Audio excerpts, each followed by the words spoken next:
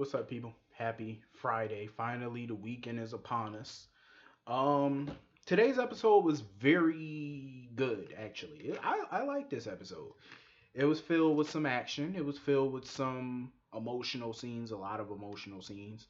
Um, some more craziness. Jordan. I have to agree with Curtis. She's a hypocritical bitch, and I'm glad that he stood his ground with her. And Jordan, Curtis went the fuck off on her, and I liked it. Like, she's hypocritical as fuck. She keeps trying to act like he's from the gutter, but he reminded her, if I'm from the gutter, you're from the fucking gutter, because she keeps forgetting her own dirt. Like, you cheated on his brother, you let his brother raise a child that was not his, that you knew was not his, for years, and you lied to Sean for years. Like, come on, you're gutter. Um, and my whole thing was, I felt like Jordan only released everything she said to Curtis was bullshit. From her trying to charge him to her even dropping the charges against him. I felt like the only reason she did that was because she knew deep down she couldn't charge him. She knew that. First of all, Curtis is a PI. This is the type of shit that he does. This is the shit private investigators do. They look at police files.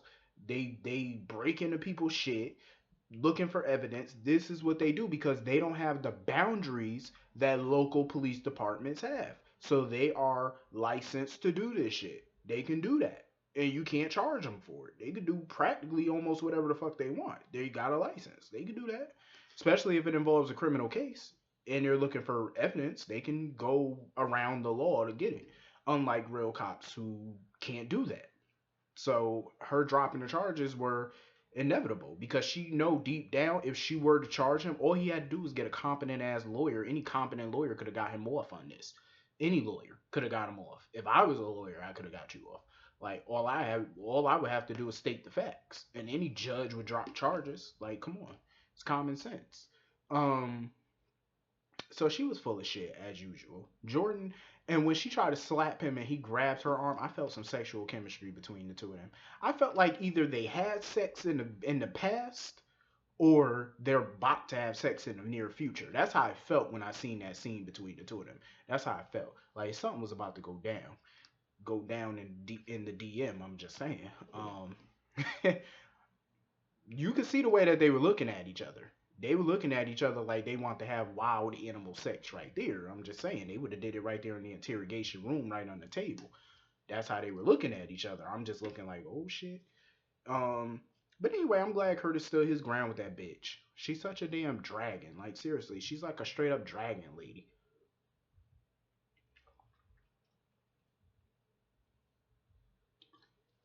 Um, that's how she is. I can't stand Jordan. She acts like she's so much better than him. Talking about, oh, you're never gonna have a badge. Jordan, your police department could use all the cops they can get because obviously your police department is incompetent as fuck. So I'm just saying, like the PCPD hasn't been competent in some time. I'm just saying. Um. So anyway, Alexis, I love her scenes with Valentine. I love them. Her scenes with Valentine are shit. I love those scenes. Um, So I guess, she argued that basically he would have no choice but to leave town because he doesn't have a claim to the Cassadine fortune due to the fact of how he got Nicholas to sign the papers. Because Ava was there and she saw that he forced um Nicholas to sign over his entire fortune to him. So therefore you gotta do is take that to court and automatically your claims are gonna be null and void. But I do love their scenes together. I would love to see Alexis and Valentine work together. I definitely would. Um, Valentine, I don't trust him as far as I can throw him. Something about him, he's shady. Like, of course, he's a villain, so he's always gonna be shady. But it's that whole thing that's killing me right now. Is the fact that there's no history of him prior to 5 years ago. No history of his existence. No paper trail, no nothing. Like, what is that about? My guess is I feel like Helena, because Helena never got proof that he was Valentine. She never got DNA, any proof. I'm pretty sure she just went with it because, Miko slept with a lot of women back in the day. So it could be that, maybe he is Mikos's bastard. You know what I mean? They never got proof, but why was there no existence of him, no paper trail of him prior to 5 years ago? Like, I know that he uses a lot of aliases and stuff, but he has nothing in the name of Valentine Cassadine up until 5 years ago. Nothing. No car, no house, no plane tickets, nothing in that name up until back recently. You know what I mean? Like, that's crazy to me. Like, what the hell is he hiding? And then he has an old picture of Anna. Like, what is the story? Like, how do he know Anna? Like, I heard a rumor, and I'm gonna be pissed if this rumor is true, that Valentine is somehow Robin's biological father. I would have been like, hell no. If the right, I will promise you right here now, if they go that route and Robin is really not Robert Scorpio's daughter, I promise you, I guarantee you, I will never watch the show again. That's my vow. I promise you that. I will never, never, ever, ever, ever, ever, ever. I wouldn't even look twice at this show. I wouldn't even look ever at this show. Because that would just be stupid as hell. That would be rewriting some history like a motherfucker. I'm just saying, I would never. That's just straight up trashing the history to do something like that. So I'm hoping it's something else. It gotta be something else. But I'm curious as to what. Like, this storyline right now has me like on edge. I'm like, what is his agenda? Number one. Number two, how does it fit in with Anna from back in the 80s or the 70s? Like, how? Where does this go? Like, how far back does he know her? My guess would be the 80s. So, what happened? Like, did he have reconstruction, like face reconstruction? Like, who the hell is this guy? That's what I want to know.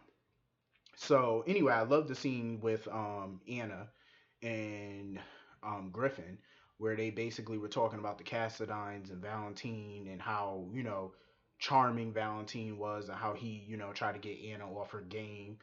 You know, I like that scene. I like the two of them, working together on this, and it was crazy how Griffin was saying how he wanted to leave the priesthood. I said, really? That's a major move, like, because being a priest, that was his dream. It still is his dream.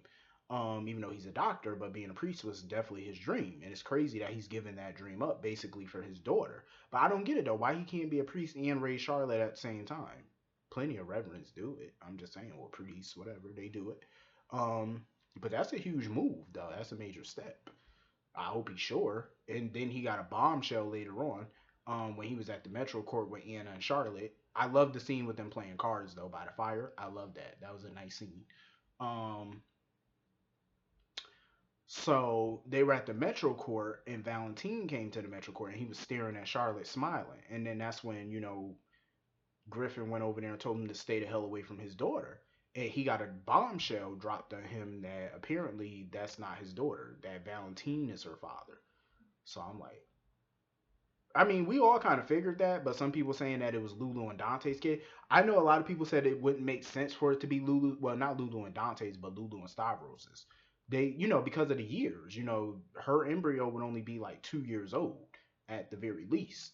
That kid has to be, Charlotte has to be at least 6, 7 years old, which is true, but you know how the writers do. They like you to suspend belief. You know what I mean? Like, they like you to not think about the years. You know how old somebody is. That's why they don't really do ages on this show, which makes sense. But I mean, like, that's stretching the truth like a mug right there.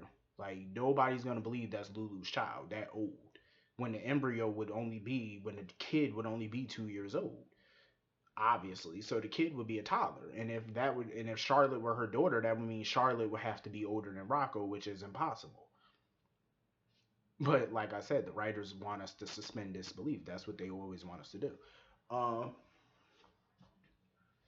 So anyway, I love the fact that Griffin stood up to Valentine. Showed Griffin being tough and stuff like that. Because usually Griffin is mild mannered. He's nice, he's generous. But to see him in full, dad mode and tough. You know what I mean? I was like, okay, Griffin, you're standing up to an international criminal, so you're getting applause from me. I mean, you know, you got bold, because that dude could have slit your throat right there, but you were bold. And also because it was a public place, so I knew he wasn't gonna do nothing stupid. But anyway, I like that scene. Apparently, Anna got some letter or whatever, probably DNA result, something that shocked her. So anyway, I can't wait to see more of that unfolding on Monday. Um, so Jason and Sam basically were in the SUV. They were looking for Julian's bodyguard or whatever. Want to question him because some things about that day that Morgan died that night didn't add up. So they want to question him. So Sam got out, asked him a bunch of questions, offered him money, but the guy didn't want to take it until Jason came. So then, in true soap fashion, as soon as the guy was about to rat on his boss or whatever, whoever the hell he was paid to walk away from the car, to plant the bomb, basically as soon as he was about to rat, somebody shot him. So who shot him? It couldn't have been Valentine, but it could have been on his orders. Could have been anybody. We don't know. But I'm interested in finding out who the hell shot this guy. Um, True soap fashion. So anyway, the scene with Ava and Kiki. Okay, Ava was a bitch. She's a bitch. Trying to sit there and put blame on Sunny. The only reason Ava's trying to do that is because she's trying to take the blame off of herself, and she's trying to make sure don't nobody piece together what she did to Morgan. But somebody sent her a text saying that they saw what she did to Morgan. They know what she did to him, which got her rattled. Ava's playing a dangerous game. She really is. She don't know who she fucking with. That bitch is going down. I'm gonna tell you that right now. That hoe don't know who she playing with.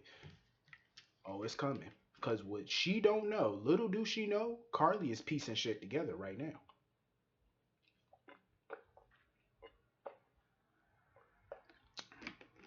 Carly's piecing it together because Nell bought her the journal that Morgan was writing in about his behavior, about how he's feeling, and he was feeling good up until the last few days of his life. You know what I mean? And that's when Carly noticed that he started being more angry, more confused, but he was checking the dates that he was taking his pills. He was taking his pills on a regular basis. So Carly started to put two and two together. Something wasn't right with his meds. And once she figured that out, it's only a matter of time before she put two and two together about Ava. Because she knows somebody tampered with the meds. She might not know it for sure, but she knows something was wrong with those meds. That's the first step. Ava is playing a dangerous game. Because I'm going to tell you right now, when Sonny and Carly find out, oh, hell is going to break loose. And I believe they're going to find out next week at their funeral. Because let me tell you something. Ava's ass is grass, and Sonny and Carly are the lawnmower. I'm telling you right now, they gonna mow all around that bitch. They gonna mow her ass. I'm telling you. Ava, you don't know who you fucking with. You might want to take your own advice and pack your shit and get out of town instead of Kiki. Because it would be the best thing for you. I'm just saying. Because your ass is grass. And as soon as Sonny and Carly find out what you did, all you're gonna hear is those lawnmowers ramping up. That's all you're gonna hear. Show ass. Mm-mm-mm. You don't mess with somebody's kids, especially when they die, and you're partially responsible for their downfall. You don't want to do that. She going down. But anyway, this was a good episode. Um, I hope all you have a great day. I will see all of you Monday. Have a wonderful weekend. Have a good night. Enjoy your weekend. Don't party too much. I will see you all later. Have a great weekend.